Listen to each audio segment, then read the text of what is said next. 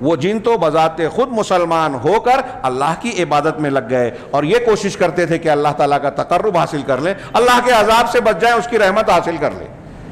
ایک تفسیر تو یہ ہے۔ دوسرے مفسرین نے کہا کہ یہ اگرچہ شان نزول حضرت عبداللہ بن مسعود نے بیان کیا، یہ ان یہود و نصارہ کے لیے اور ان مشرکین کے حق میں بھی ہے جو فرشتوں کو پکارتے تھے، جو حضرت عیسیٰ کو پکارتے تھے، جو حضرت عزیر کو اللہ کا بیٹا نعوذ باللہ مانتے تھے۔ اللہ تعالیٰ یہ کہہ رہا ہے کہ تم فرشتوں کو پکار رہے ہو، تم حضرت عیسیٰ علیہ السلام کو الوہیت کا درجہ دے کے اللہ کا بیٹا کہہ کے ان کو معبود کا درجہ دے رہے ہو، جبکہ یہ حضرت عیسیٰ، یہ حضرت عزیر، یہ فرشتے خود اللہ رب العالمین سے ڈرتے ہیں، رحمت کی امید کرتے ہیں اور اللہ کی قربت چاہتے ہیں، اللہ کی عبادت کرتے ہیں، اس سے مانگتے ہیں، وہ خود اپنے اندر طاقت نہیں رکھتے۔ اب تھوڑی دیر کے لیے سوچئے، یہ مشرک جو کہہ رہا ہے کہ وہ تو بتوں کی پرستش کرتے تھے، ہم تو بزرگوں اور انبیاء کی کر رہے ہیں، اللہ تبارک و تعالی حضرت عیسیٰ علیہ السلام کی عبادت کرنے والوں کو بھی رد کر رہا ہے۔ اور صرف یہی آیت نہیں ہے، اگلی آیت بھی دیکھیے، وَاذْكُرْ لَهُ قَوْلَهُ تعالی۔ شیخ محمد بن عبدالوہاب کہہ رہے ہیں کہ اس کے سامنے اللہ تبارک و تعالیٰ کا یہ قول بھی بیان کیجئے کہ وَيَدْعُونَ عِيسَىٰ ابْنَ مَرْيَمَ وَأُمَّهُ۔ اس سے پہلے ایک پیراگراف چھوٹ رہا تھا کہ وہ لوگ جو مشرکین تھے وہ حضرت عیسیٰ ابن مریم اور ان کی ماں کو پکارتے تھے، ان کی عبادت کرتے تھے۔ اللہ تبارک و تعالیٰ نے ان کے بارے میں کیا کہا؟ یہ سورہ مائدہ کی آیت نمبر 75-76 شیخ نے پیش کی۔ کہا اللہ تعالیٰ کا ارشاد ہے مل مسیح ابن مریم الا رسول، مسیح ابن مریم تو بس ایک رسول تھے، جیسے سورہ آل عمران میں کہا وما محمد الا رسول، محمد ایک رسول تھے، قد خلت من قبلہ الرسل، آپ سے پہلے بھی پیغمبر اور رسول گزر چکے۔ یہاں کہا کہ مسیح ابن مریم تو بس ایک رسول تھے، قد خلت من قبلہ الرسل، ان سے پہلے بھی رسول گزر چکے، تو وہ بھی ایک رسول ویسے ہی ہیں۔ وَأُمُّهُ صدیقہ، اور ان کی والدہ صدیقہ تھی، حضرت مریم علیہ السلام صدیقہ، راست باز، انتہائی سچائی پر چلنے والی۔ ہاں، اللہ تعالیٰ نے ان دونوں کا ذکر کرنے کے بعد کیا کہا؟ کانا یاکلان الطعام، وہ ایک رسول تھے اور ان کی والدہ صدیقہ تھی، اللہ کی بندگی کرنے والے تھے۔ ہاں، دونوں کے دونوں کھانا کھاتے تھے۔ تھوڑی دیر کے لیے سوچئے کہ اللہ تبارک و تعالیٰ نے اپنے کلام عظیم میں اپنے دو بندوں کے بارے میں ذکر کرتے ہوئے یہ کہا کہ وہ کھانا کھاتے تھے۔ بظاہر یہ کوئی اہم بات ہے کیا؟ اللہ تعالیٰ کا کلام ہم کوئی کسی کے بارے میں یہ بتائے کہ وہ کھانا کھاتا تھا، صرف اتنی خبر مقصود ہے؟ نہیں، یہ سادی سی سیدھی سی بات اپنے اندر بہت عظیم الشان معنی لیے ہوئے ہے۔ یہ حضرت عیسیٰ علیہ السلام اور ان کی والدہ حضرت مریم علیہ السلام کی الوہیت کی تردید کی بہترین، زبردست اور ایسی دلیل ہے کہ ایک عام سے عام آدمی بھی آسانی سے سمجھ جائے کہ وہ عبادت کے لائق نہیں ہے۔ وہ کھانا کھاتے تھے مطلب بھوک لگتی تھی، بھوک لگتی تھی مطلب یہ کہ انسانی احتیاج سے متصف تھے، وہ محتاج تھے، بھوک لگتی تھی نا ان کو، تو بھوک لگتی تھی، کھانا کھاتے تھے، کھانے کی ضرورت تھی۔ رب العالمین کو کھانے کی ضرورت نہیں ہو سکتی، بھوک نہیں لگ سکتی۔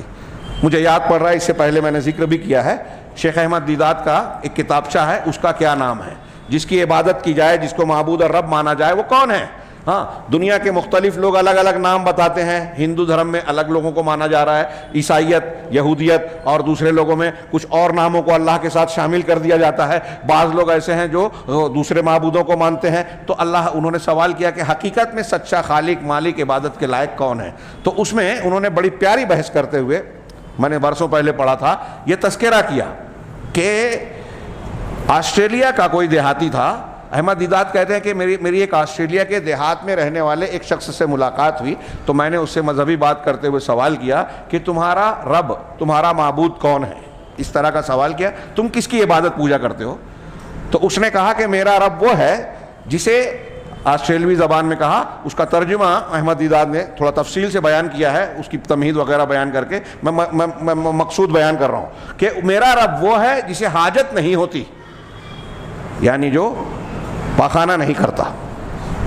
احمد دیدات نے کہا کہ اس سے پہلے کہ میں جب اس کا ترجمہ کروں گا تو ہو سکتا ہے کچھ لوگوں کو جواب عجیب سا لگے، ہنسی آئے، لیکن اگر غور کریں گے تو اس آسٹریلیا کے دیہاتی کا یہ جواب اور یہ معیار کہ میری عبادت کے لائق وہ ذات ہے جس کو حاجت نہیں ہوتی، یہ لندن اور واشنگٹن میں رہنے والے مہذب دنیا کے اس مشرک سے بہتر ہے جو اللہ کے ساتھ حضرت عیسیٰ کو یا دوسروں کو شریک کر رہا ہے۔ کیوں؟ ایک معیار رکھیے.